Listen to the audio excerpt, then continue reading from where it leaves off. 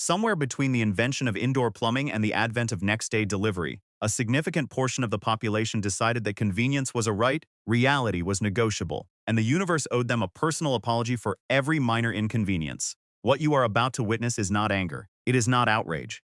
It is something far more refined. It is the calm, intellectual horror of watching 27 complaints so detached from logic, so magnificently disconnected from how the world actually functions, that by the end of this list, you will feel grateful simply for knowing how cause and effect works. Consider this your reward for having a functional relationship with reality. The rest of us will now bear witness. Number 1. You walk into a restaurant, a real, sit-down restaurant with tablecloths and everything. You order a meal, and exactly 14 minutes later, you flag down the server to complain that your food is taking too long. 14 minutes. The chicken was alive 48 hours ago. The pasta was dry this morning. Someone, somewhere in a kitchen the size of a studio apartment, is performing what is essentially edible alchemy on your behalf, and you have decided that 14 minutes is an unreasonable ask. The average human spends more time deciding which streaming service to open. Be honest, have you ever actually timed yourself choosing what to watch? Number 2. It is raining. It was forecast to rain. The forecast was available on approximately 11 different platforms, all of which are accessible from the device currently in your pocket. And yet, here is a person standing at the entrance of a building, visibly furious at the sky, as though the atmosphere has personally singled them out for persecution. They do not have an umbrella, they did not bring a jacket, and they are now complaining, loudly, to no one in particular that it is raining. The weather did not ask for their schedule. The weather has never once asked for anyone's schedule. This is a founding principle of weather. Number 3. A gym. Monday morning, early January. Every piece of cardio equipment is occupied, there is a line for the squat rack, and someone is complaining that the gym is too crowded. This person joined the gym in January. Everyone in this gym joined in January. They are the crowd. They are complaining about themselves. The recursive logic here is almost poetic. In a deeply frustrating sort of way, give it 3 weeks. The equipment will be available.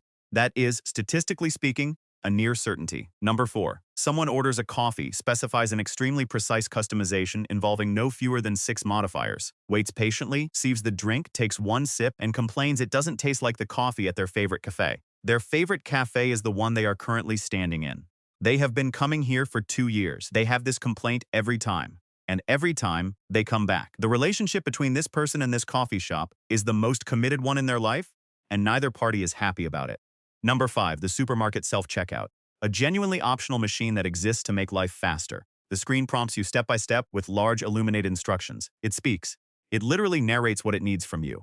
And yet, there is always someone who has somehow gotten into a standoff with the machine, who is staring at it with the energy of someone who has been wronged at a deep and personal level, who is waiting for a human to come rescue them from a machine that said, in plain language, please place item in the bagging area. The machine was not being cryptic. The machine was trying its best. Number 6. A flight is delayed by 30 minutes. 30 minutes in a metal tube that will travel at 600 miles per hour through the upper atmosphere. A journey that would have taken covered wagons 4 months. 30 minutes. And there is someone at the gate treating the airline staff, the gate agents who do not control the weather, who did not design the aircraft, who have approximately zero authority over air traffic, as though they have personally orchestrated this delay as an act of malice. 30 minutes. On a flying machine. Let that breathe for a moment. Number 7.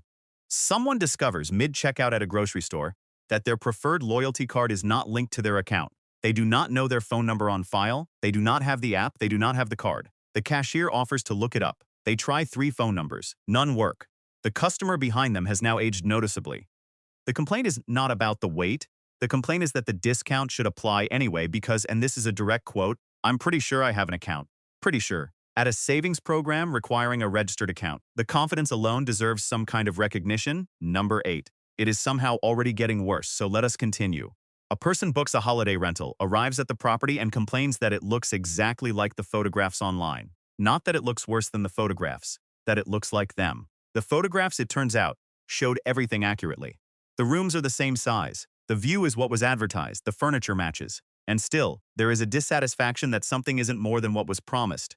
Despite nothing having been misrepresented, they wanted magic. They were sold a house. These are different categories of product. Number 9. Someone sends an email.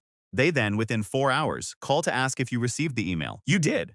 You have not yet replied because it has been 4 hours, which, in the history of written correspondence, is approximately the speed of light. The original postal system took weeks. The telegraph was considered miraculous at same-day delivery. This person sent electrons through the global telecommunications infrastructure and is following up on them before a standard workday has elapsed. The email is fine. The email is safe. The email is waiting patiently.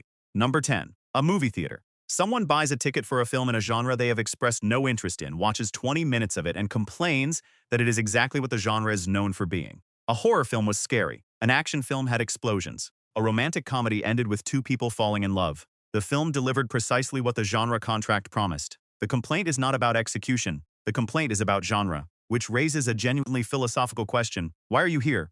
Number 11. This next one operates at a somewhat different scale of detachment from reality. Someone complains that a free public park does not have enough parking. Not that the park is unsafe or unmaintained or inaccessible to those who need it, but that a green space provided at no cost, maintained by collective tax contribution, designated specifically as a refuge from urban density, does not have enough infrastructure for their private vehicle. The park, to be clear, is a park. It exists in opposition to concrete. It is ideologically opposed to parking. And still somehow. Number 12. A person at a bookstore complains that a book they want is not in stock. The staff member offers to order it. It will arrive in 3 to 5 days. The customer declines because they want it today. They then leave the bookstore, which is a building entirely stocked with things to read, without buying anything, drive home and order the same book online for delivery in 3 to 5 days. The logic is a closed loop. The loop contains no new information. It has simply added a car journey. Number 13. Someone complains that their neighborhood is changing because a new coffee shop opened on the corner. Not a factory, not a highway, a coffee shop. A small building where people go to quietly stare at screens and pretend to work on creative projects. The neighborhood, in their view, was perfect. The neighborhood now has a coffee shop. These two states, they feel, are in irreconcilable conflict. The coffee shop does not know this. The coffee shop is just making let's number 14. A hotel guest complains that the checkout time is 11 in the morning. Not 10, not 9. 11 in the morning, an hour before noon. A time when most people have been awake for several hours, have eaten breakfast, and have lived a substantial portion of their day. The room needs to be cleaned and prepared for the next guest. This is a known part of the hotel transaction, disclosed at booking, confirmed at check-in, and printed on the back of the door. The 11 o'clock checkout is not a surprise. The 11 o'clock checkout has never surprised anyone who is paying attention. Number 15. We are now at the halfway point, and I want you to hold on, because the ratio of audacity to logic is about to improve significantly. Someone leaves a 1-star review for a restaurant because they were asked to wait for their reserved table. Their reserved table, which was reserved for a specific time, was not available 4 minutes before that time because the previous party had not yet left. The complaint is that the reservation did not also include early access to a table that was legally and logistically occupied. The reservation was honored, the dinner was served, the 1-star lives forever. Number 16. Discovers that their online order placed yesterday afternoon has not yet been delivered this morning. Standard shipping was selected. Standard shipping has a stated delivery window. The window has not elapsed. The order has not violated any agreement. And yet, the tracking page is being refreshed with a frequency that suggests either deep anxiety or a fundamental misunderstanding of how packages move through space and time. The package is on a truck. The truck is moving. These are processes. Processes have duration. This is not a negotiation. Number 17. Someone at a farmer's market complains that the vegetables are too expensive compared to the grocery store. This is accurate. Farmers market vegetables are grown in smaller quantities by individual farmers, often using methods that do not involve industrial chemical assistance and are sold directly by the people who raise them. The grocery store vegetable traveled from a different continent, spent 2 weeks in refrigerated transport, and was handled by a supply chain involving dozens of parties, each extracting a margin. The farmer's market vegetable was grown by a person who is standing in front of you. The price reflects an entirely different relationship with food production. These are not comparable products wearing the same label. Number 18. A library. A free public institution containing hundreds of thousands of books, periodicals, research databases, and often free computer access, staffed by trained information professionals.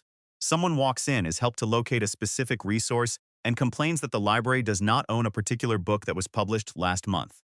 The library, which is free and which contains multitudes, does not own every book. This is a condition of finite budgets and infinite publishing.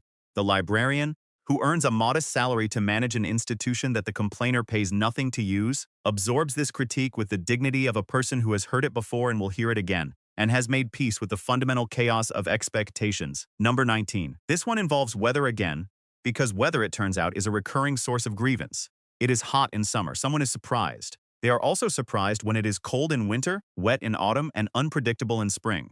They have lived on this planet long enough to have experienced all 4 seasons multiple times. The seasons have maintained their character throughout, and yet each year the heat of August arrives as though it is a personal affront, and the cold of January is treated as a new and unprecedented development. The calendar exists. It is widely available. Number 20. A concert. A live performance. A human being has trained for years, traveled to this city, set up equipment, and is performing art in real time in front of an audience.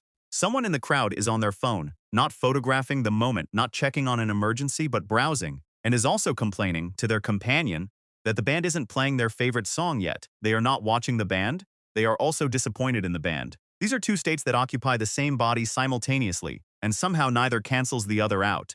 The band plays on. The phone illuminates. Number 21. Someone receives a birthday gift they did not want.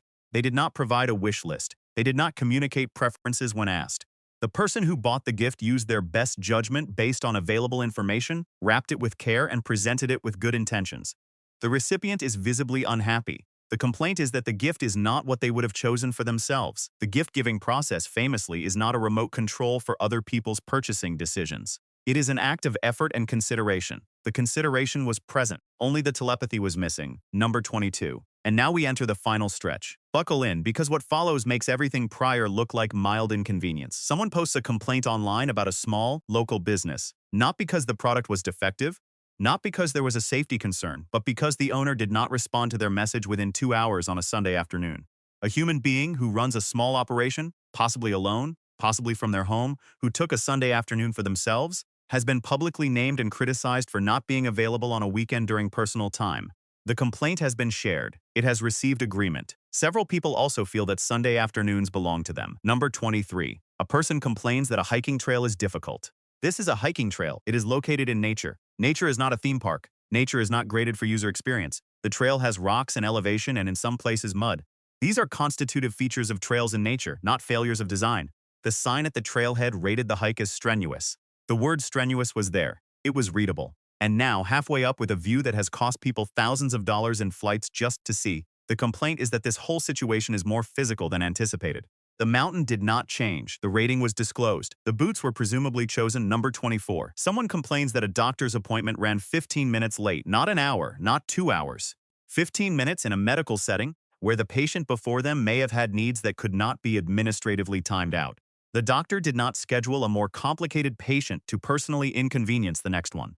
Medicine is not a conveyor belt. Human bodies do not follow appointment blocks with any particular discipline. And yet, the 15-minute delay is treated as a systemic failure, worth mentioning at length to the nurse, the doctor, and later to several other people who did not ask. The body that was examined and treated seems already to have been forgotten. Number 25. A person finds out that a company they have purchased from has donated to a cause they disagree with. This is their prerogative. What follows, however, is a complaint sent directly to the company's customer service department. A department staffed by individuals who had no role in the donation decision, who are not the board, who are not the executives, who are people answering calls, demanding an explanation and an apology. The representative offers what they can. The complaint escalates. A supervisor is requested. The supervisor also did not authorize the donation. No one on the phone authorized the donation. The donation still happened. The call lasts 45 minutes. The donation remains. Number 26. Someone objects to a price increase at a business they patronize regularly. The price has risen, let's say, 75 cents over 2 years. Rent for the business has increased significantly. Ingredient costs have gone up. Staff wages have risen modestly, as they should. The business is attempting to continue existing, which requires at minimum taking in more money than it spends. The complaint is not that the product quality has declined. The product is the same. The complaint is that existence costs more than it used to, which is a true and universal phenomenon the complainer has presumably also noticed in their own financial life, and yet somehow did not apply to this particular context. 75 cents for a business trying to survive. Be honest, has this ever been you? 27. The final complaint, the apex. Someone is frustrated that a natural landscape, a beach, a mountain range, a canyon carved by millions of years of geological activity, does not look as good in their photographs as it did in their memory, and also does not look as good as the professional photographs taken by skilled photographers with specialized equipment over multiple seasons and edited in post-production and licensed by travel agencies. They are holding a phone. They took 12 photos. None of them capture the moment. The complaint is that reality has failed to reproduce itself in a format suitable for sharing. The canyon is 400 miles long and 277 miles wide and over a mile deep, and has existed in some form for 17 million years. The photo did not do it justice. The canyon, to the extent it has any feelings, agrees this is not really its problem. So here we are, 27 complaints, each one a small monument to the extraordinary human capacity to be disappointed by a world that was never really designed around any individual's preferences. What strikes me genuinely is not the complaints themselves, but the confidence with which they are lodged. The complete absence of the pause that might precede the question, is this actually someone else's fault? In most of these cases, the answer, gently examined, is no. The rain was going to rain. The cafe was going to charge what it charges. The canyon was going to be large. And humanity, in its magnificent, bewildering, occasionally exhausting entirety, was going to stand in front of all of it and ask sincerely why things couldn't be slightly more convenient. Which one of these did you recognize? Drop it in the comments. And if you've personally witnessed something that belongs on this list, the comments section is waiting because somehow, someway, there is always a number 28. If this gave you the same calm, exasperated joy it gave me to write, you know what to do. Hit like and subscribe because we will be revisiting this territory again. There is no shortage of material.